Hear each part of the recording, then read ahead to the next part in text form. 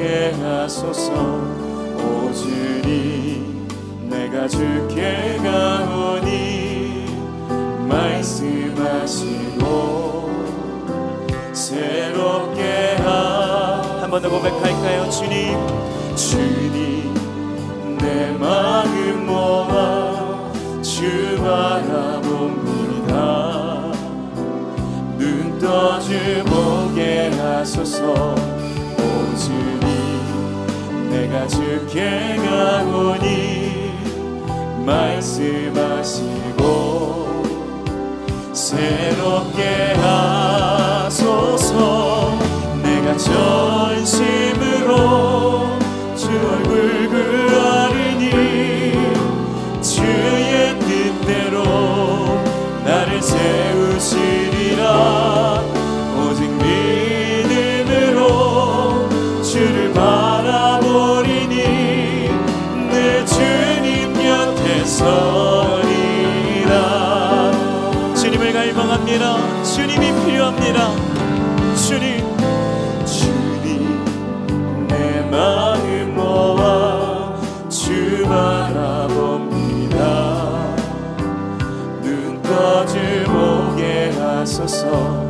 오 주님 내가 주께 가오니 오늘 이 시간 말씀하시고 우리의 삶을 새롭게 하소서. 내가 전심으로 주 얼굴 구하리니 주의 뜻대로 나를 세우시리라. 오직 믿음으로 주를 바라보리니 내 주님 곁에 서리라. 내가 전심으로 주 얼굴 구하리니 주의 뜻대로 나를 세우시리라.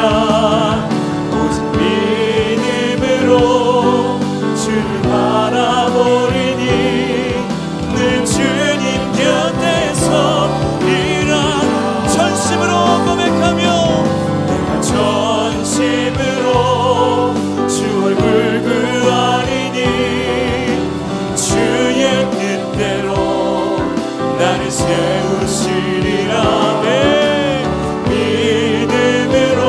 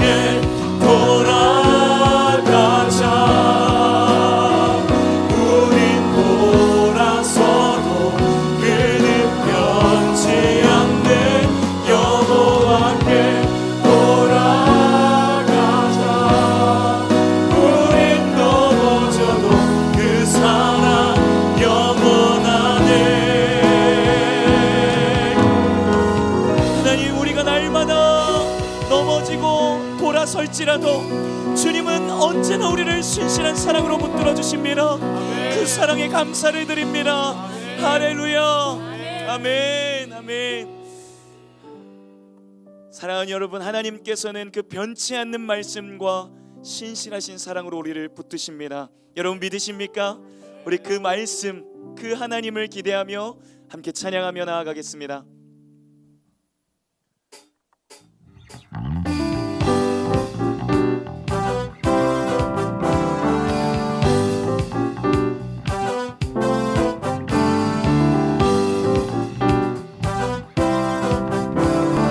우리 꿈의 교회 공동체가 변치 않는 주님의 말씀 위에 굳게 서길 소망합니다. 할렐루야. 주님 약속, 주님 약속하신 말씀 위에서 영원토록 주를 찬송하리라. 소리 높여 주께 영광 돌리며 약속 믿고 굳게 서리라. 2절로 주님 약속, 주님 약속하신 말씀 위에서 세상 염려 내게 엄습할 때에 말씀으로 힘써 싸워 이기며 약속 믿고 아멘. 굳게 서리라. 영원하신 말씀 위에 굳게 서리. 굳게 서리라. 그 말씀 위에 굳게 서리라. 주님 약속, 주님 약속하신 말씀 위에서 영원하신 주의 사랑이 믿고 성령으로 힘써 싸워 이기며 우리는 그렇게 할 수 있습니다. 선포합시다. 굳게 굳게 서리라. 영원하신 말씀 위에 굳게 서리. 굳게 서리라. 그 말씀 위에 굳게 서리라. 굳게 서겠습니다. 굳게 서리라. 영원하신 말씀 위에 굳게 서리. 굳게 서리라. 그 말씀 위에 굳게 서리라. 주님 약속하신 주님 약속하신 말씀 위에서 성령 인도하는 대로 행하며 주님 품에 항상 안식 얻으며 약속 믿고 굳게 서리라. 아멘. 굳게 서리라. 영원하신 말씀 위에 굳게 서리. 굳게 서리라. 그 말씀 위에 굳게 서리. 굳게 서리라. 굳게 서리라. 영원하신 말씀 위에 굳게 서리. 굳게 서리라. 우리 목소리로 믿음을 고백합시다. 굳게 서리라. 굳게 서리라. 영원하신 말씀 위에 굳게 서리. 굳게 서리라. 그 말씀 위에 굳게 서리라. 굳게 서리라. 영원하신 말씀 위에 굳게 서리. 굳게 서리라. 그 말씀 위에 굳게 서리라. 그 말씀 위에, 그 말씀 위에 굳게 서리라. 그 말씀 위에, 그 말씀 위에 굳게 서리라. 우리를 굳게 세우시는 주님께 감사의 박수를 올려드립니다. 할렐루야.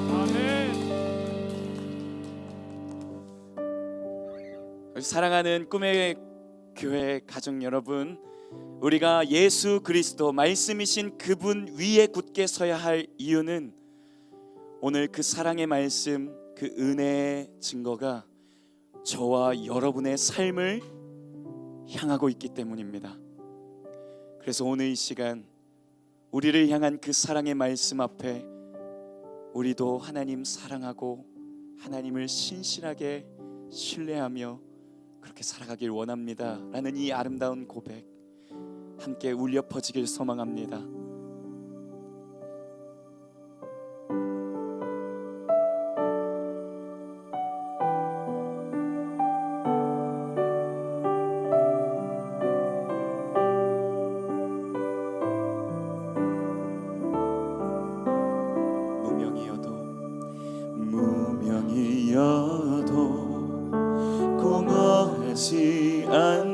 것은 예수 안에 난 만족함이라. 가난하여도 부족하지 않는 것은 예수 안에 오직 나는 부요함이라. 난 예수로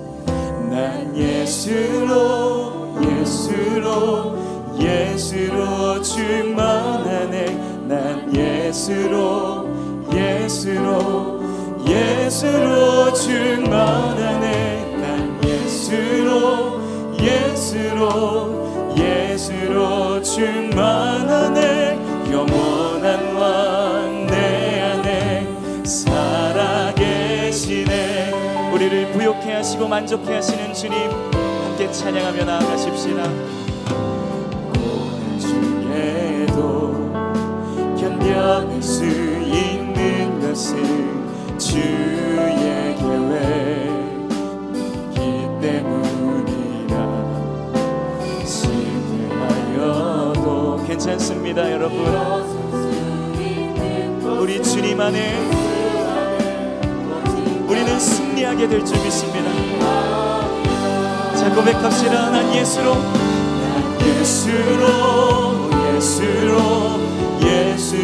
충만하네. 난 예수로 충만하네. 난 예수로 충만하네. 영원한 왕 내 안에 살아계시네. 고백합시다. 난 예수로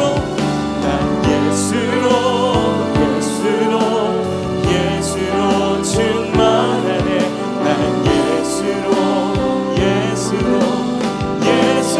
충만하네. 난 예수로 충만하네. 영원한 왕 내 안에 살아계시네. 내 몸이 약해도 낙심하지 않는 것은 예수 안에 안전하니까. 화려한 세상 우리가 부럽지 않은 것은요 예수로 충만하기 때문입니다. 우리를 충만케 하시는 영 성령을 의지하며 난 예수로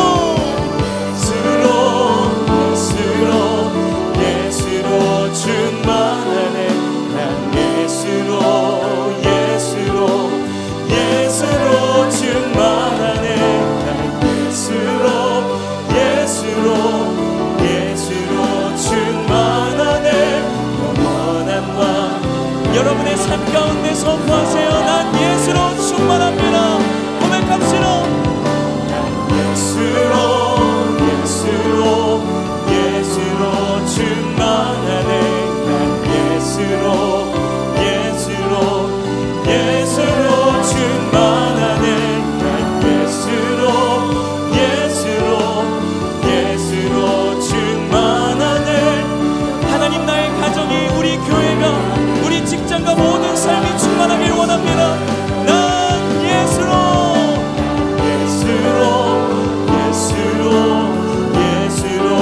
충만하네. 난 예수로 충만하네. 난 예수로 충만하네. 영원한 나 우리 공동체가 함께 두 손을 높이 들고 찬양합시다. 난 예수로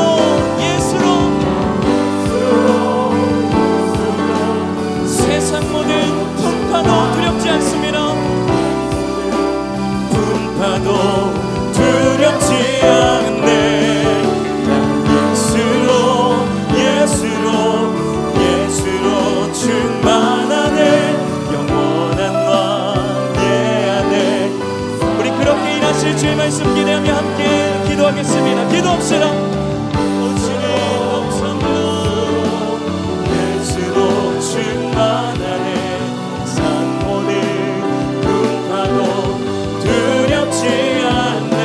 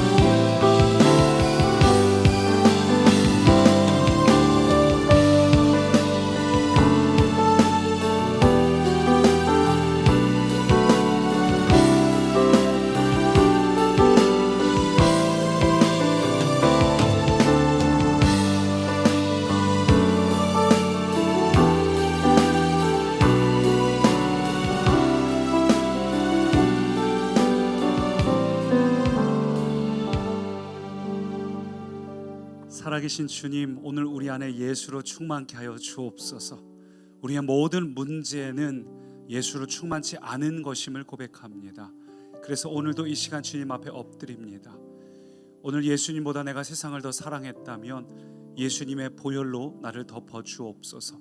있는 모습 그대로 나왔사오니 우리를 사랑하사 예수님을 보내시기까지 하신 하나님, 오늘 이 시간 우리를 사랑하사 성령님을 우리로 충만케 하여 주셔서 모든 헛된 것들 예수님의 보혈로 정결케 하시고 우리 안에 하나님을 향한 사랑, 충만함이 회복되게 하옵소서.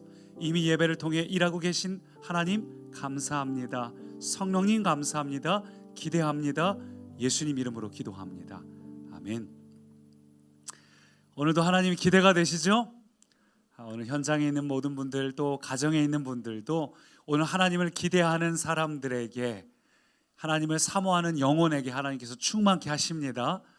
우리 하나님을 기대하는 마음으로 같이 나누실 말씀은 로마서 2장, 우리 오늘은 불평과 불만이 생길 때라는 제목으로 말씀 교독으로 읽습니다.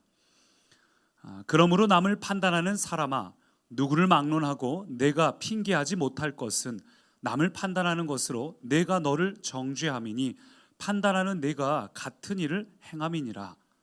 이런 일을 행하는 자에게 하나님의 심판이 진리대로 되는 줄 우리가 아노라. 이런 일을 행하는 자를 판단하고도 같은 일을 행하는 사람아, 내가 하나님의 심판을 피할 줄로 생각하느냐? 혹 내가 하나님의 인자하심이 너를 인도하여 회개하게 하심을 알지 못하여 그의 인자하심과 용납하심과 길이 참으심이 풍성함을 멸시하느냐? 다만 내 고집과 회개하지 아니한 마음을 따라 진노의 날, 곧 하나님의 의로우신 심판이 나타나는 그날에 이 말 진노를 내게 쌓는도다. 하나님께서 각 사람에게 그 행한 대로 보응하시되 참고 선을 행하여 영광과 존귀와 썩지 아니함을 구하는 자에게는 영생으로 하시고, 오직 당을 지어 진리를 따르지 아니하고 불의를 따르는 자에게는 진노와 불의로 하시리라. 악을 행하는 각 사람의 영에는 환난과 곤고가 있으리니 먼저는 유대인에게요 그리고 헬라인에게며 선을 행하는 각 사람에게는 영광과 존귀와 평강이 있으리니 먼저는 유대인에게요 그리고 헬라인에게라. 함께요. 이는 하나님께서 외모로 사람을 취하지 아니하심이라. 아멘. 우리가 지난주에 신앙의 스위치를 온 하자고 말씀을 나눴습니다. 그게 모든 것의 결론이었죠. 스위치를 온 하자. 그래서 이제 온택트 이야기도 했는데 이걸 잘 이해하지 못하는 분들이 계셔서 이 신조어입니다. 온택트. 그러니까 원래 우리가 사람과 사람 만나는 걸 컨택트라고 하죠. 근데 컨택인데 요즘 이 시대가 사람을 더 이상 만나지 못하면서 언컨택트. 그래서 언택트 시대라고 줄여서 신조어로 나왔습니다. 근데 이것을 김미경 씨가 리부트란 책에서 언택트가 아니라 온택트라고 바꾼 거예요. 더 이상 우리가 자주 만나지 못하지만 온라인 상으로는 여전히 하나로 만나고 있고 마음이 연결되어 있기 때문에 비록 만나지 못해도 항상 연결되어 있는 상태가 온택트라는 표현을 썼는데 우리 신앙에도 바로 그런 게 필요하다는 생각을 해봅니다. 우리가 예전처럼 교회 나오는 것이 쉽지 않은 시대가 되었지만 그러나 오히려 반대로 저는 오히려 우리가 그래서 온라인적인 부분들이 더 활성화되고 있지요. 그렇다면 우리가 오히려 각 가정에서 항상 하나님께 연결되어 있는 상태, 24시간 하나님을 바라볼 수 있는 상태가 우리에게 좋은 계기가 됐다고 생각을 해요. 그래서 신앙에 온이 필요하구나. 우리가 사실 이 자리에 와 있냐 안 와 있냐 보다는 오늘 여러분 우리가 이 자리에 와 있다고 해도 우리가 거기서 스위치를 올리지 않으면 의미가 없습니다. 아무리 좋은 기계가 있고 아무리 좋은 위치에 있어도 스위치가 온 되기 전에는 작동이 안 되는 것처럼 우리가 오늘도 하나님을 향한 그 온이 필요해요. 마치 라디오를 들을 때 라디오를 켜는 것보다 중요한 게 뭐죠?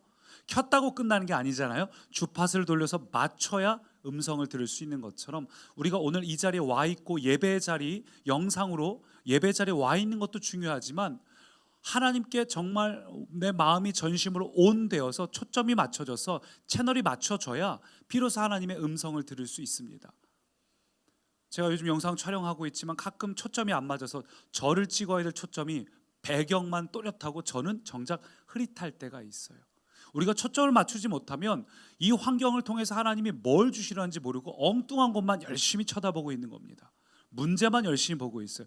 문제 앞에 있는 하나님은 정작 흐릿해서 놓칠 때가 있습니다. 우리가 초점 맞추려면 항상 우리의 상황이 스위치 온 돼야 합니다. 스위치 온 되고 하나님께 집중력을 가지면 마치 돋보기가 이 초점을 딱 맞추면 어느 순간 확 불이 붙잖아요. 그런 것처럼 우리가 항상 하나님께 스위치 온 되어 있는 상태면 여러분이 어떤 상황과 환경에 있든 불이 붙을 수 있습니다. 어떤 환경과 상황에 있든 하나님의 음성을 들을 수 있습니다. 비록 내 상황이 힘들고 어려워도 하나님의 음성이 들리기 시작하면 그 다음부터 문제는 더 이상 문제가 아니에요. 그래서 우리가 이 온이 참 중요한데, 그러면 우리가 지난주에 우리가 뭐 예배도 온하자, 기도도 온하자, 감사도 온하자 쭉 나눴지만 과연 내가 한 주 동안 스위치 온 한 상태로 살았나 안 살았나 판단할 수 있는, 확인할 수 있는 좋은 방법이 있습니다. 그게 뭐냐 하면 한 주 동안 돌이켜 봤을 때 내 입술에 항상 감사가, 기쁨이, 하나님을 신뢰함이 있었는가입니다. 내가 스위치가 딱 온돼 있으면 불평하고 답답한 상황에서도 감사가 나와요. 근데 스위치가 온되어 있지 않으면 내가 답답한 환경 속에 있을 때 휘말립니다. 환경의 영향을 받아서 불평합니다. 근데 똑같은 자리에 있어도 스위치가 딱 들어오는 순간 똑같이 불만과 불평 속에서 하나님을 바라보는 순간 감사가 나올 수 있어요. 그래서 우리가 한 주를 돌이켜보면 어떤 경우에는 감사를 했던 순간들도 있고 어떤 경우에는 이 환경에 눌려서 그만 하나님으로 이 온 연결되어 있지 못하고 끊어져서 그만 불평하고 답답함을 이야기했던 분도 있을 겁니다. 사실 살다 보면 늘 온되어 있고 늘 감사한다는 건 결코 쉬운 건 아니에요. 인생을 살다 보면 얼마나 우리가 시달릴 일이 많고 마음에 안 드는 상황이 얼마나 많습니까? 마음에 안 드는 사람이 얼마나 많습니까? 때로 사람이, 그것도 가장 가까운 데 있는 가족이, 때로는 직장이, 혹은 어떤 환경이 우리를 화가 나게 만들고 힘들게 합니다. 불평이 나오게 만듭니다. 마음에 안 드는 순간들이 굉장히 많습니다. 심지어는 그것이, 그 대상이 하나님이 될 때도 있고 교회가 될 때도 있어요. 이번에 여름 캠프를, 교회학교 여름 캠프를 방식을 바꾸겠다고 설명드렸는데 혹 그것도 좀 불편하고 불만이신 분도 있을지 모르겠습니다. 아니, 난 그런 거 자신 없는데 왜 교회에서 하지, 우리 보고 맡기는 거야 하실 수 있어요. 광고 시간에 짧게 한번 설명을 드렸지만 올해는 가정에서 진행이 되는 거죠. 그래서 한 2주 정도의 시간 안에 여러분이 편한 날이나 요일을 정해서 여러분에게 보내드린 키트 박스를 열고 그 온라인으로 진행 같이 하는 어떤 클릭해서 보시면서 가정에서 부모님이 교사가 돼서 아이들과 함께 이제 가정에서 캠프 방식으로 진행을 하는 겁니다. 그렇게 하고 교회 가는 건 한 번 정도 추후에 한 타임 정도 이제 진행이 될 건데 자세한 건 이제 광고 시간에 또 설명을 드릴 거고요. 그러다 보니까 어떤 분들은 좀 부담스럽다 하실 수 있습니다. 이유가 있어요. 그 이유가 코로나 때문에 안전을 위하여 여기 모여서 하는 것보다 가정에서 하는 그런 부분도 있지만 더 중요한 것은 사실 따로 있습니다. 뭐 때문에 가정에서 하려고 하는가? 사진 한번 보여주시겠어요? 이게 이제 목회 데이터 연구소의 통계에 따르면 어린 학생이 자기 신앙에 가장 큰 영향을 받은 사람으로 꼽은 게 1등 어머니입니다. 어머니가 32%, 아버지가 15%. 어머니 역할이 굉장히 중요해요. 어머니 32%, 아버지가 15%. 그런데 두 분이 함께 기독교인일 경우에는 둘을 하나로 합쳐서 묶어보는데 그럴 때는 수치가 60%까지 올라갑니다. 내게 영향을 준, 기독교적인 신앙에 영향을 준 존재가 누구냐 하면 부모님이 60%라는 거예요. 교회학교 교육 목자 6%, 목회자도 15%. 그러니까 부모님의 역할이 압도적으로 커요. 60%. 그러니까 우리가 뭐 일주일에 한 시간 정도, 1시간 반 정도, 일주일 중에 1시간 반 정도 여기 와서 뭐 들어가지고 아이들이 변화되는 것이 아니라 가정에서 우리 아이들이 부모님의 모습 보면서 신앙이라는 게 자연스럽게 나타나는 거고 배워지는 거죠. 신앙은 지식이 아니라 삶이잖아요. 가정에서 모든 순간에, 때로는 어머니 아버지가 지금 막 힘들고 되게 어려운 순간인데 일단 기도부터 하자, 이런 모습을 보여주면 우리 아이들도 기도하는 거구나, 자연스럽게 신앙이 배워지는 거죠. 저희 아들이 그때 다쳐갖고 축 찢어져서 응급실을 막 가면서 어떻게 해야 되지? 어떻게 해야 되지? 머릿속이 새하얘져서 어느 병원을 가야 될지 막 하는데 뒤에서 큰아들이 아빠 우리 기도부터 하자 하고, 제가 머리가 너무 허해져서 네가 먼저 기도를 해 하면서 운전하면서 가는데, 아이가 하는 기도도 굉장히 큰 힘이 있더라고요.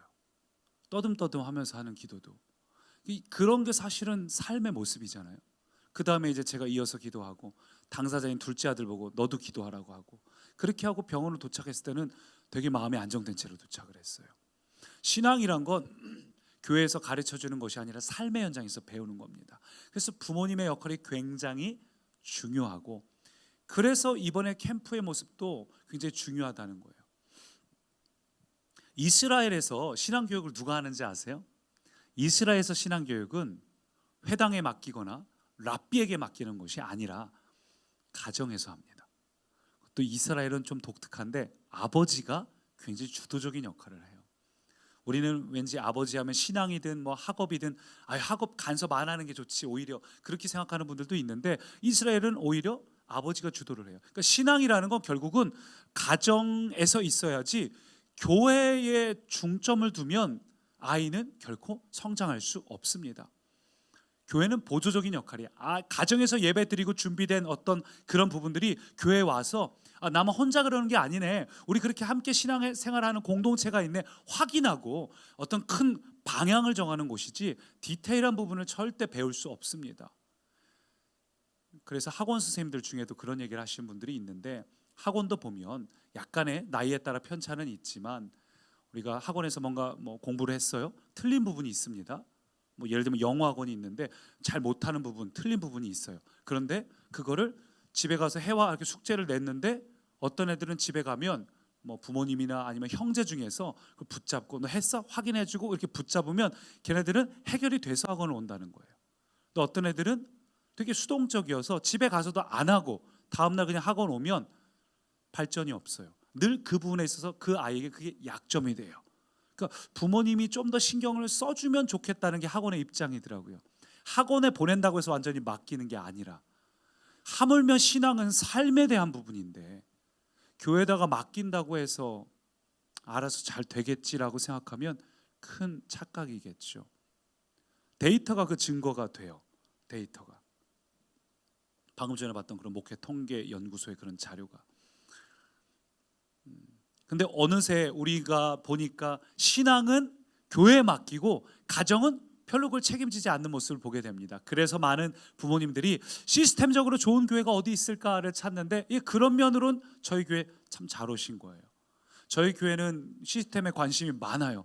이 전체 성도 대비 교회학교 전도사 이렇게 부서마다 다 두고 있는 교회 흔치 않아요. 재정적으로 부담이 됩니다. 그렇지만 그게 가장 중요하기 때문에 거기에 저희 교회는 우선순위를 두는 거예요. 저도 교회학교 굉장히 관심이 많아요. 그러다 보니까 시스템적으로는 좋지만, 그러나 시스템이 자녀를 바꾸진 못합니다. 우리 다음 사진 한번 보여주시겠어요? 통계를 계속 보니까 저희 교회 아이들은 그래도 교회를 좋아하는 것 같은데, 교회 학교 언제 예배 다시 시작되냐, 갈 수 있냐만 묻는 것 같은데, 보니까 불만인 아이들이 굉장히 많습니다. 일반적으로 아이들은 불만이 많고, 대체적인 불만이 공과 공부 시간이 길다, 교사가 너무 재미없게 가르친다, 이렇게 얘기하는데, 저희는 좀 다른 것 같아요. 저희는 막 우리 중고등부 교사분들 보면은 공과 같은 거 없어요. 그냥 같이 먹어주고 놀아주고 얘기해주고 삶을 나누고 해서 참 좋다는 생각을 해봅니다. 그리고 다음 사진 보시면 아이들이 또 불만인 이유, 설교가 너무 지루하다, 또 교육 목자들이 관심이 없고 사랑이 없다. 제가 보니까 저희는 교육 목자들 거의 스토커입니다. 우리 선생님들 특히 학생처 선생님들 우리 애들은 말을 안 하는데 집요하게 물어봐요. 어떻게 지냈니? 잘 지냈니? 디테일한 걸 놓치지 않고 우리 중고등부 애들, 그러니까 여기 있는 우리 학생처 친구들 좀 선생님들 좀 질문할 때 답 좀 해줘요. 선생님들 축 처진 어깨를 보고 싶지 않으면 선생님들 집요하게 질문하고 그래요. 그 놓치지 않아요. 마음들이 있어요. 그래서 저는 선생님들도 적극적이면 좋겠고 부모님도 적극적이면 좋겠어요. 선생님들이 뭔가 부모님들 단체 톡방에 글 남길 때 우리 부모님들도 쑥스러워하지 말고 막 바로바로 답글 남겨주셔야 돼요. 그 안 남기시면 선생님들도 의기소침해져서 답글 점점 글 잘 못 남기셔요. 서로 이게 열정이 있어야 돼요. 우리 전도사님들도 우리 교회 되게 재밌게 말씀 전하잖아요. 그렇죠? 우리 학생조 친구들 그렇죠? 예. 우리 엄주시 선사님 좀 재밌는 사람이에요. 왜냐하면 우리 교역자들이 저 친구 재미없는 얘기하면 절대 그냥 두지 않아요. 냉철하게 저희가 피드백을 해줍니다. 그건 아니야 라면서 저희 전도사들 세계는요, 교역자들 모여 있으면 웃긴 얘기 재미없게 하면 아주 냉정하게 반응을 해주고 웃길 때까지 계속 피드백을 해줍니다. 그런 쪽은 너에게 맞지 않아. 너의 유머는 줄여야 재밌어. 이런 얘기를 하면서 피드백을 해줘서 노력을 하고 있어요. 근데 그럼에도 많은 사람들이, 많은 다음 세대가 교회가 재미없다, 교회에 불만을 갖고 있습니다. 결과적으로 불만이 있는 학생들이 어떻게 될까요? 다음 사진 보여주시면 불만이 있다고 답변한 청년 중에서 10명 중 4명 걸로 난 성인이 되면 교회를 가지 않겠다라고 답을 했습니다. 특별히 2%가 많은 곳이 중학생이었어요. 그래서 우리 중학생 자녀를 두신 부모님들은 우리 아이들을 좀 잘 관찰해 주셔야 됩니다. 다음 사진 보여주시면, 근데 결정적으로 이들이 교회를 떠나는 계기가 뭐였는지를 봤더니 부모의 37%가 처음 몇 번은 야 그래도 교회 가야지, 빠지지 말고 가야지 몇 번은 얘기하다 그냥 놔뒀을 때 언젠간 가겠지 하는 순간 그게 계기가 돼서 아예 교회를 떠나버린 학생들, 그 37%, 거의 40%가 부모님이 더 이상 잡지 않고 놔버리는 바람에 이런 통계들이 있어요. 제가 오늘 이런 통계를 소개해드리는 건 이제 이 내용을 가지고서 집에 가서 아이들한테 잔소리하고 너는 어쨌니 저쨌니 이런 걸 이야기하자는 게 아니라 오늘 우리가 자녀들이 갖고 있는 불평과 불만이 있을 수 있어요. 신앙에 대해서, 하나님 나라에 대해서 궁금하고 답답한 것들이 있을 수 있어요. 그래서 그것을 우리 부모님들께서 자녀들의 불평과 불만을 새로운 신앙의 기회로, 성장의 기회로 바꿔주셔야 됩니다. 그게 이번 캠프라는 목적 중에 하나예요. 아이들이 여기서는 얘기 못하고 집에 가서만 할 수 있는 얘기들이 있잖아요. 음식점 가서 맛 없어도 그 앞에서 어떻게 맛없다 얘기해요. 집에 가서 가족에게 얘기하는 거지. 마찬가지로 우리가 신앙적인 고민이 있어도 여기서는 털어놓지 못하는 얘기들이 어머니 아버지에게는 할 수 있는 얘기가 있고 부모님께 못하는 얘기를 교회에서 할 수 있는 얘기가 있어요. 그래서 우리가 가정에서의 캠프가 참 중요합니다. 가정에서 아이들이 차마 말 못했던 거 속마음을 툭툭, 난 솔직히 이거 믿어지지 않아, 난 솔직히 이거 이해되지 않아, 그런 얘기를 충분히 들어주시고 나중에 여러분 피드백을 다 받을 거예요. 그래서 우리 아이들에게 이런 부분을 좀 다뤄야겠구나, 우리 교역자들은 들을 수 없는 얘기들, 집에서 할 수 있는 진솔된 얘기를 가지고 커리큘럼에 반영을 하려고 합니다. 그래서 가정에서 하는 이번 캠프가 정말 중요해요. 우리 부모님들이 아이들하고 대화하면서 아이들이 어떤 고민이 있었고 어떤 불만과 불평이 있었는지 들어주시고 그것을 어떻게 하면 우리 아이들이 이번 캠프를 계기로 하나님 앞에 성장하고 성숙할 수 있는 계기로 삼는 우리 모든 부모님들 되시기를 바랍니다.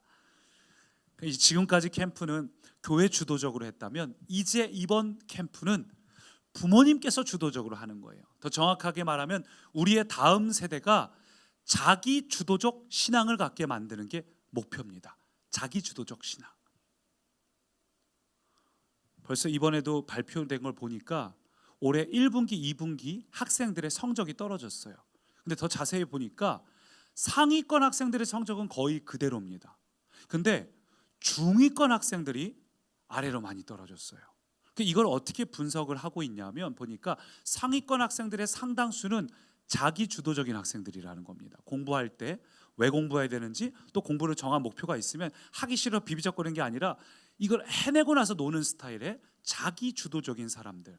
이 친구들은 코로나로 영향을 받아서 학원을 못 가고 학교를 못 가도 별로 상관없이 공부의 자리를 지키는 거예요. 근데 수동적인 아이들, 부모님이 가라고 해서 할 수 없이 학원 가고 억지로 도서관 끊고 부모님 확인하니까 걔 오늘 학원 빠졌어요 안 빠졌어요 이러고 하고 있어서 공부를 했던 중위권 학생들, 억지로 했던 학생들은 학원도 마음대로 못 가고 학교도 마음대로 못 가고 그러다 보니까 아이들의 성적이 떨어지고 있다는 거죠. 자기 주도가 아니라 수동적인 아이들은 부모님께서 터치하지 못하면 그만큼 떨어질 수밖에 없습니다. 그래서 이번 캠프가 우리 아이들이 수동적인 신앙에서 자기 주도적인 신앙으로 바뀌기를 기대하고 있어요. 부모님들도 그걸 같이 기도해 주셔야 돼요. 근데 여러분, 그게 우리 다음 세대 이야기가 아니라 바로 우리 이야기인 거 아시죠? 대부분의 우리 그리스도인들은 신앙이 상당히 수동적이라는 생각을 해봅니다. 우리는 그동안 수동적으로 신앙생활을 했어요. 주일이 되니까 교회 가야지, 교회 앉아 있어야지. 굉장히 수동적이었어요. 그 결과 코로나로 인해서 교회를 못 오게 되니까 딱 미천이 드러나는 거예요. 내가 수동적이었구나. 신앙 컨디션이 뚝뚝 떨어지잖아요.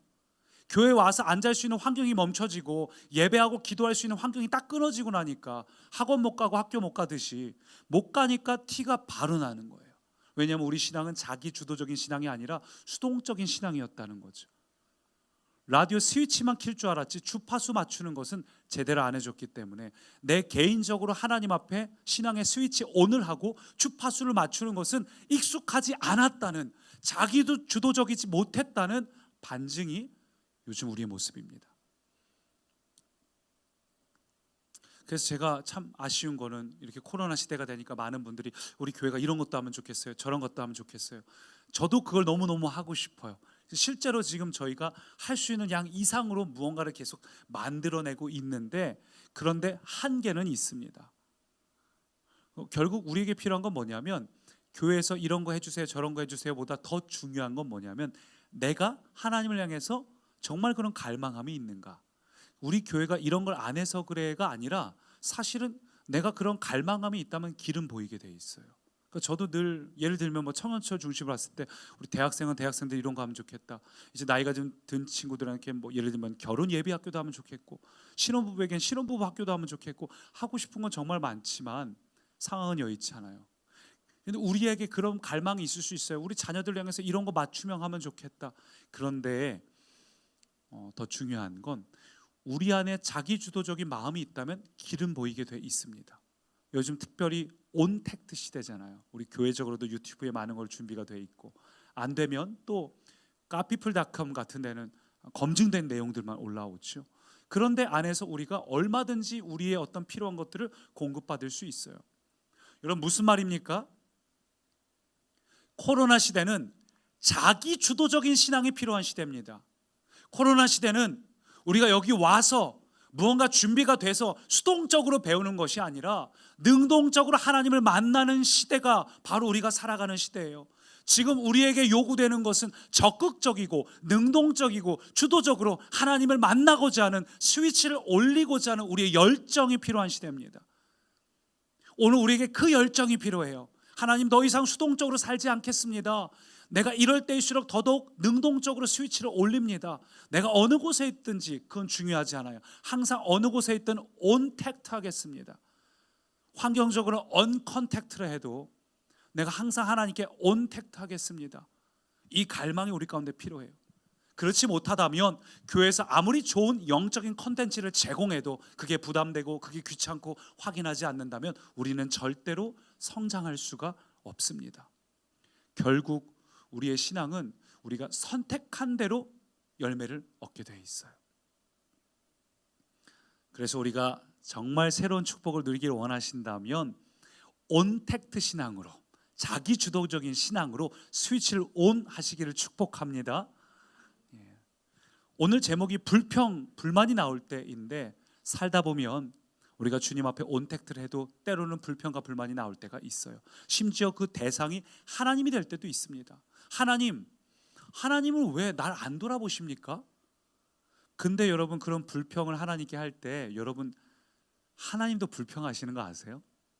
참 재미있는 구절을 봤는데 이사야 40장 같이 읽어볼까요? 하나님 말씀하시는 거예요. 야, 너 이렇게 하고 있지? 야곱아, 어찌하여 네가 말하고 이스라엘아, 네가 이르기를 아유 하나님, 왜 내 길은 여호와께 숨겨져서 안 보여주십니까? 나 어디로 가야 될지 모르겠네요. 내 송사는 하나님께 벗어납니까? 나 이렇게 힘들고 어려운데 하나님은 왜 내 고민, 고난 안 돌보십니까? 우리가 이렇게 불평한다는 거죠. 그러자 하나님께서 왜 그렇게 불평하느냐 하시면서, 너는 알지 못하냐? 너 내 말 안 들리냐? 왜 너 내 마음 알지 못하냐? 너 그렇게 불평하고 있는데 널 향한 내 계획, 내 말, 내 마음 왜 안 들리냐? 왜 알지 못하냐? 하나님도 답답하시다는 거예요. 무슨 얘기냐면 우리가 하나님을 기다리면서 답답해하는 줄 알았더니 하나님이 우리를 기다리시면서 답답해하시는 겁니다. 우리는 그냥 라디오 스위치만 올리면 되는 줄 알아요. 이 자리만 나와 있고 예배만 드리면 되는 줄 알지만 사실 항상 우리 삶 속에 초점을 맞추지 않으면 하나님의 음성이 들리지 않거든요.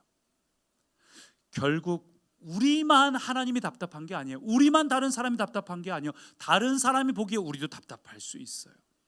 오늘 그래서 본문을 보면 교회 내에서 다른 사람을 보면서 자꾸 난 이 교회도 마음에 안 들고 사람도 마음에 안 들고 상황도 마음에 안 들고 코로나도 마음에 안 들고 이런 식으로 로마 교회에서 그 상황들을 굉장히 불편해하고 마음에 안 들어하던 무리가 있었습니다. 특별히 유대계 이 그리스도인이죠. 유대계 그리스도인은 특별히 헬라파 그리스도인은 굉장히 못마땅하게 생각했어요. 예를 들면 저 어렸을 때 교회 가면 모자 쓰고 가면 뒤통수 맞았거든요. 우리 오늘 학생 친구들 모자 쓴 친구들이 많이 있네. 옛날에는 모자 쓰고 가면 혼났어요. 조리 신고 가면 혼났습니다. 요즘은 그런 거 안 따지지만 그런 식으로 이 유대파 사람들은 헬라파 사람들 보면은 정말 저 예의 없는 놈들 이런 식으로 자기들 기준으로 보면 굉장히 정죄를 하는 거죠. 그런 상황에서 하나님께서 말씀하시는 본문입니다. 오늘도 혹 우리 안에 뭔가 상황이 마음에 안 들고 하나님께 불평이 나올 때 우리가 기억해야 될 게 두 가지가 있어요. 짧게 나눕니다. 첫 번째, 하나님의 기준을 생각하라. 하나님의 기준을 생각하라. 우리가 불만과 불평이 나올 때 잊지 말아야 될 건 하나님의 기준입니다. 11절 보니까 이는 하나님께서 뭐라고요? 외모로 사람을 취하지 않는다. 이 외모라는 단어가 단순히 겉모습을 말하는 게 아니에요. 이게 헬라어로 프로소폴렙시아라는 단어인데 불공평, 편애, 편파심, 편견 이런 뜻을 갖고 있어요. 그러니까 하나님은 사람을 볼 때 주관적인 기준으로 보는 분이 아니라 객관적인 기준으로 본다는 겁니다. 세상에 객관적인 기준을 가진 사람이 존재할까요? 그렇지 않아요. 오늘 이 말씀의 배경을 좀 먼저 보면 당시 로마의 재판관들이 재판을 할 때는 항상 그 대상자가 누군지 샅샅이 조사를 했다고 합니다. 재산이 얼마나 있고 사회적인 지위가 어떻고. 왜요?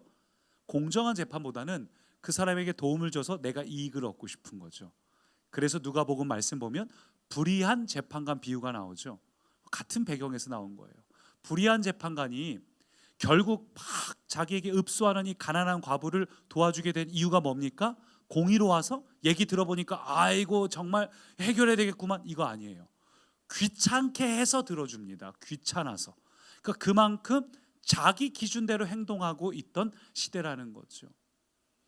오늘날도 우리의 삶을 보면 철저하게 내 기준에 따라서 판단을 하고 생각을 해요. 그때는 맞고 지금은 틀렸다. 그때는 틀렸고 지금은 맞다. 이런 표현들 많이 나오잖아요. 흔히들 내로남불이라고 하죠. 이거 사자성어 아닌 거 아시죠? 이거 사자성어로 아시는 분들도 있는데 내로남불. 그러니까 사람마다 기준이 다 달라요. 사람이 생각하는 기준이란 건, 사람이 생각하는 정의라는 건 항상 틀립니다. 옛날에 영화 남한산성 보면 정의의 반대편은 악이 아니다. 정의의 반대편은 또 다른 정의다. 굉장히 와닿더라고요. 영화 남한산성에서 왕의 입장이 다르고 친명나라파 입장 다르고 반명나라파 입장 다르고 백성들 입장 다르고 다들 자기가 추구하는 바가 달라요. 그들이 생각하는 정의가 달라요. 우리 인간의 기준은 굉장히 달라질 수밖에 없습니다. 화장실 들어가기 전하고 화장실 들어간 후하고 달라집니다. 그게 인간이란 존재예요. 그런 인간의 입장에서 우리가 처한 상황과 환경을 보면 우리는 불평을 해요.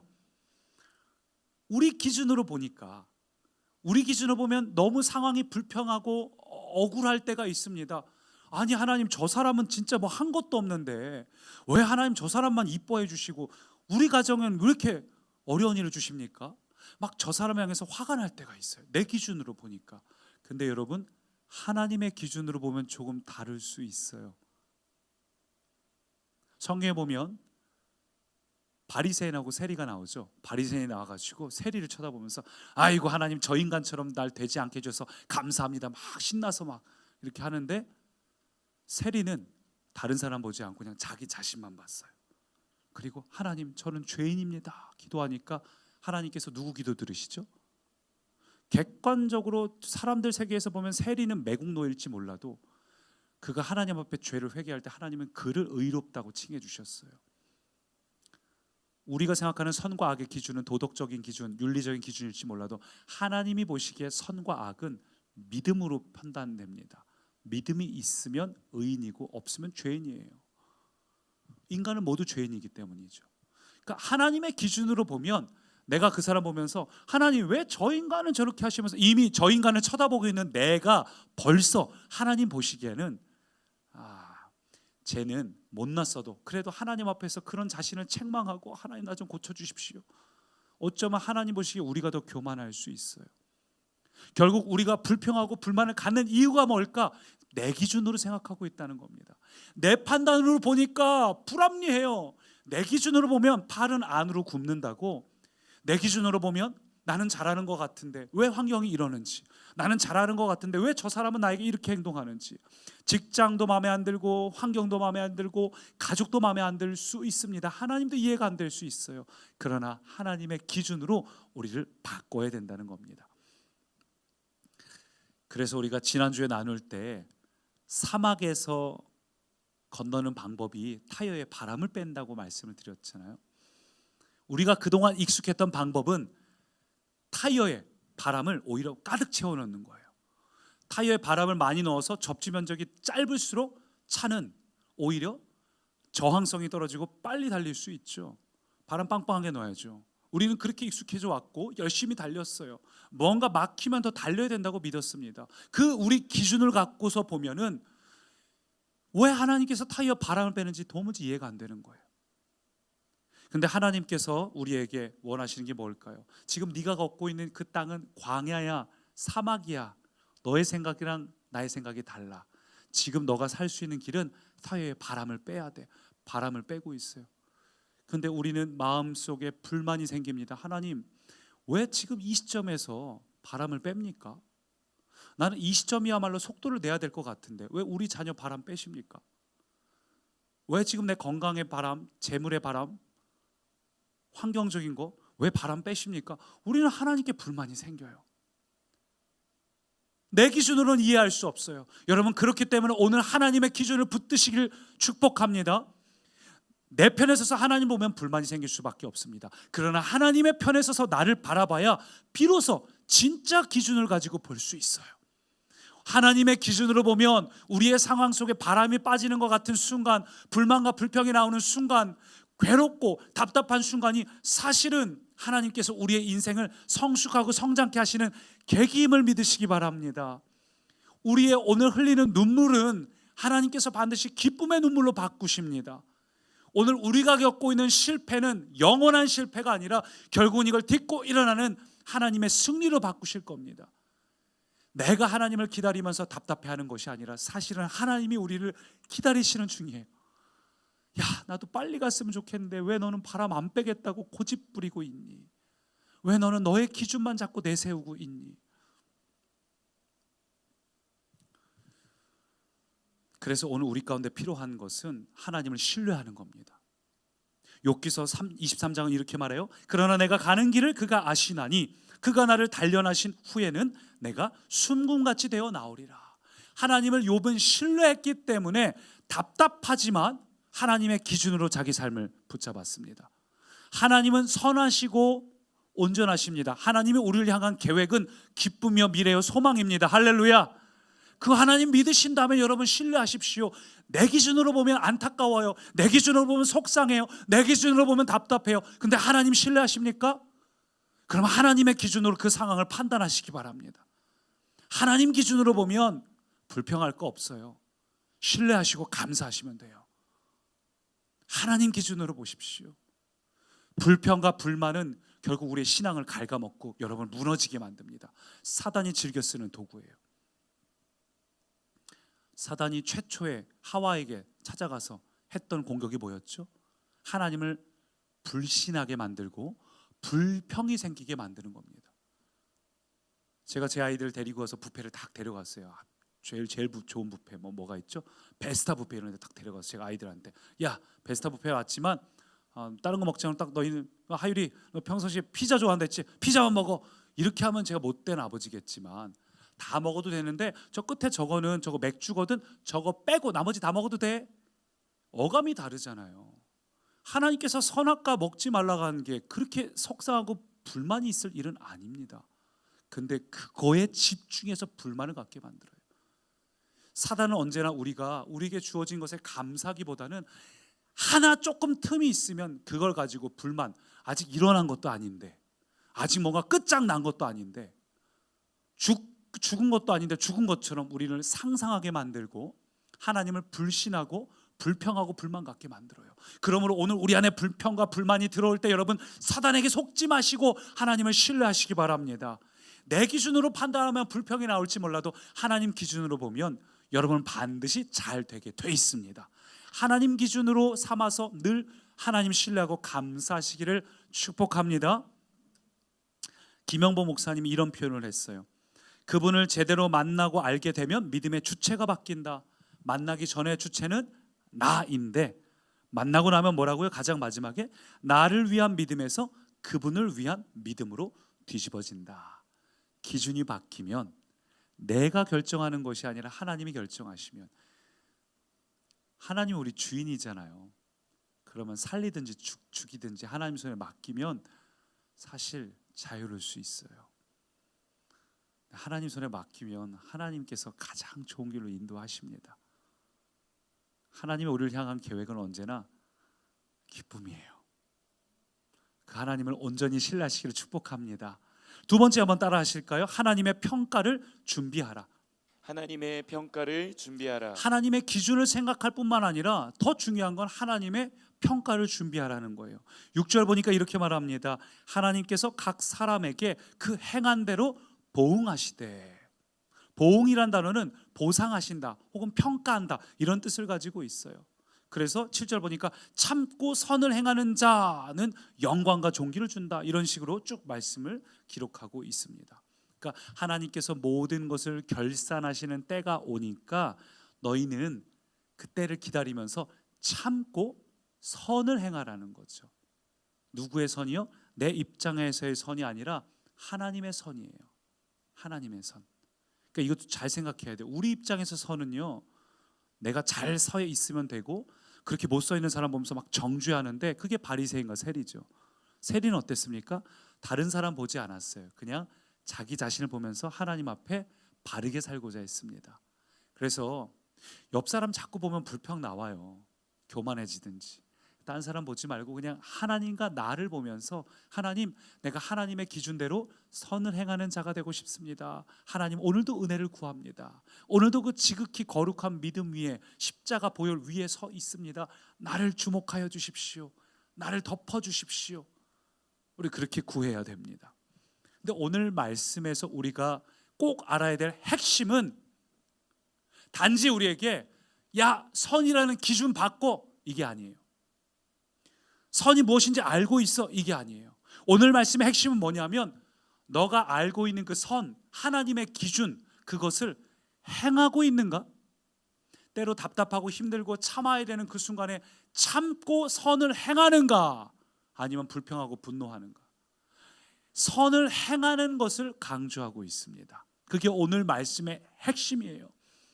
로마서 2장 전체 행함이란 단어가 8차례 강조되고 평가랑 연결돼서 표현을 합니다. 예를 들면 7절 8절 보니까 선을 행하는 자는 영생을 얻고 불의를 따르는 자는 진노를 얻는다.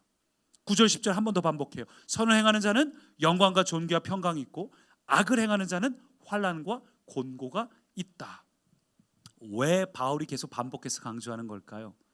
그것은 모든 일에는 반드시 끝이 있고 거기에 따른 평가가 있다는 겁니다. 저와 여러분이 삶을 살아갈 때 그냥 살아가는 것이 아니라 하나님이 그거 일일이 다 계수하시는 거 아시죠? 그게 그냥 단순히 하나님하고 관련된 예배의 것만 해당되는 게 아니에요. 예를 들면 내가 답답하고 힘든데 환경이 너무 스트레스 받는데 그걸 참고 선을 행하는 거. 어떤 택배 하시는 분이 오셨는데 더우시죠? 물 한 잔 드시고 가세요. 어떤 직장 후배가 복사기 다리 주문해서 뻘뻘 흘리는데 일로 와봐, 내가 이렇게 하는 거야. 선을 행하는 거. 여러분 그거 하나님 계수하신다고요. 저는 하나님께 그렇게 한 적 없는데요. 하나님께서 지극히 작은 소자에게 냉수 한 잔 준 게 곧 나에게 한 거야. 내가 그거 다 계수하고 있어. 그래서 성경은 생명책만 말하는 게 아니라 말라기를 보면 기념책이란 단어도 등장합니다. 말라기에 기념책, 우리의 모든 것들을 계수하시는 하나님. 하나님은 우리에게 막 선물을 안겨주고 싶어 하셔요. 너 정말 잘했다. 내가 공의 하나님이니까 너가 열심히 수고한 거에 보상해 줄게. 근데 반면에 우리가 하나님이 원하시는 걸 살지 못할 때는 얼마나 부끄러울까요? 구원은 받지요. 근데 부끄러울 거예요. 이거 굉장히 중요한 주제인데, 이거는 열흘 전 금요 예배, 바로 며칠 전 금요 예배 말고 일주일 전 금요 예배 때 이 부분을 중점적으로 다룬 적이 있는데, 꼭 한번 못 보신 분들은 보시면 좋겠습니다. 고린도후서 5장 보니까 이렇게 말해요. 우리는 모두 그리스도의 심판대 앞에 나타나야 됩니다. 그리고 각 사람은 거기에 따라 마땅한 보응을 받아야 합니다. 오늘 본문도 말하고 있어요. 2절, 이런 일을 행하는 자에게 하나님의 심판이 진리대로 되는 줄 우리가 아노라. 반드시 하나님 뜻대로 살지 않으면 거기에 따른 결과를 우리가 책임져야 된다고요. 신명기도 말하고 있죠. 내가 너희 앞에 선과 악을, 복과 저주를 네 앞에 두노니 네가 택하는 대로 얻게 된다.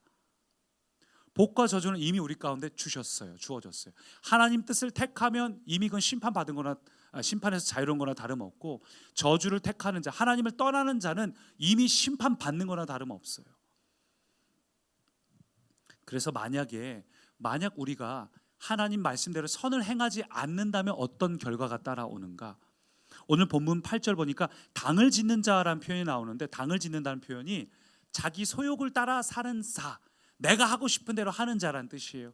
그렇게 하는 자는 어떻게 되는가? 열왕기상 16장 말씀 보니까 오므리 왕에 대해서 이야기하는데, 같이 한번 읽어볼까요? 오므리 왕조에 대해서. 오므리가 여호와 보시기에 악을 행하되 그 전에 모든 사람보다 더욱 악하게 행하여 하나님 여호와를 노하시게 하였더라. 이 오므리 왕조는 북이스라엘 가운데 가장 부강했던 시절입니다.